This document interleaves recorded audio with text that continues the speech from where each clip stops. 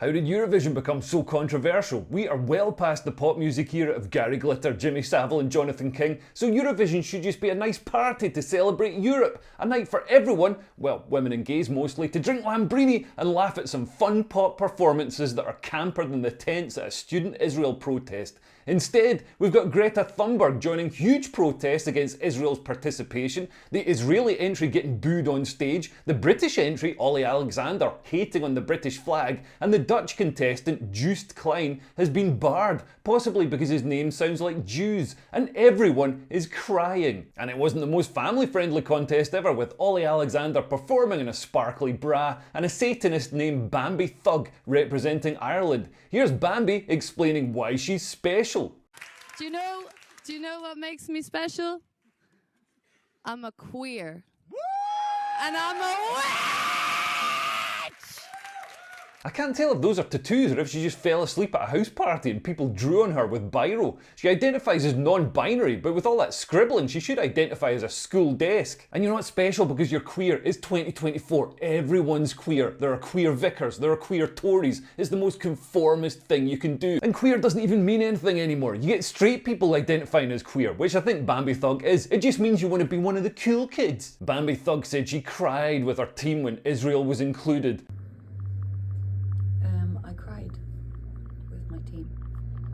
But it's good to see she hasn't totally abandoned traditional values. She's got a tea towel around her neck, which means she must be about to do the dishes. Bambie said the EBU, the European Broadcasting Union who run Eurovision, prevented her from displaying a pro-Palestinian message during her performance during the first semi-final. And during a rehearsal, the Israeli contestant Eden Golan was booed in the auditorium and protesters shouted "Free Palestine." One audience member had a Palestinian flag taken off them.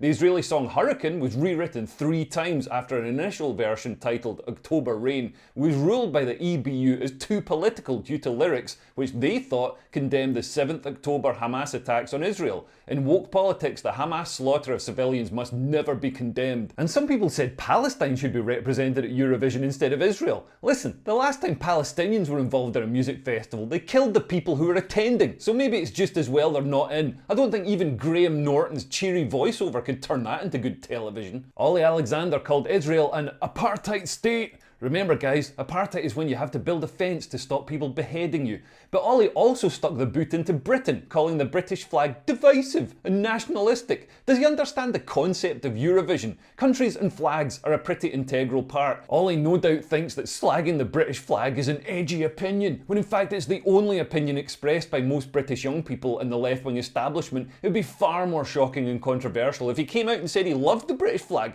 Maybe he could say because it stands for equal rights and tolerance for gay people, which you don't get under the Palestinian flag. Maybe he'll appreciate these British values when they've been lost. I mean, let's not forget what Islamists would make of Eurovision. Look at all these artists, I told you. Them man are walking around with rainbow hair. You got gangsters. You don't know what I'm talking about, right? These rappers walking around with rainbow hair. Man's got rainbow teeth. And he's saying, I'm out here, I'm killing, man, I'm doing this, I'm doing... Bruv!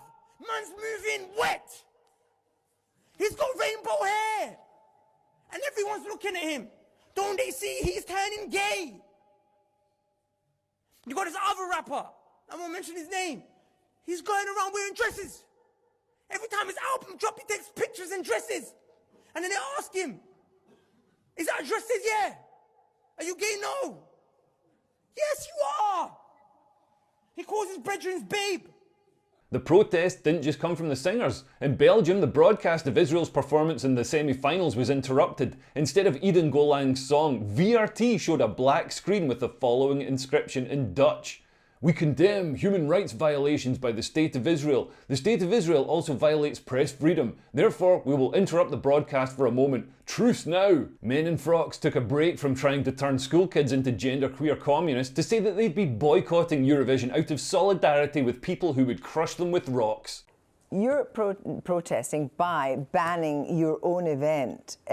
So what have you done and what do you normally do and how has it changed? It's been different every year, but I am a huge Eurovision fan. This year I was hosting my own screening event in Dalston, which was going to be 800 people screaming, cheering along at the screen. It was going to be a really great time.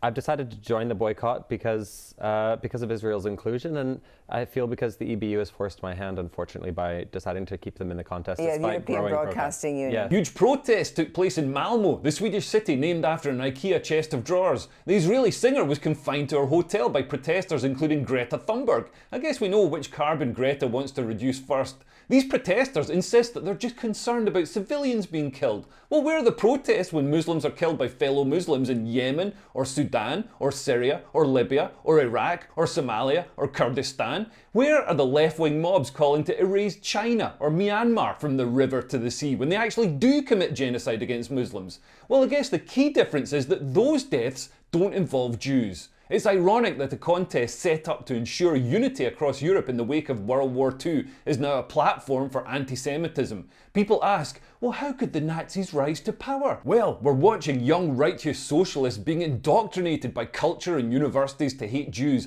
just as happened in 1930s Germany. This is dressed up in the language of social justice, as critical race theory and decolonialism, but it all leads down the same path as 1930s Germany. We're already seeing Jews assaulted, prevented from entering university buildings, detained for being openly Jewish. Who knows where this anti-Semitic woke mob is going to lead us? Well, it's not to victory in Eurovision anyway. Israel beat Ireland and came second in the public vote, showing that despite the stinky protests, Israel is still popular with people who can afford 15p for a text message.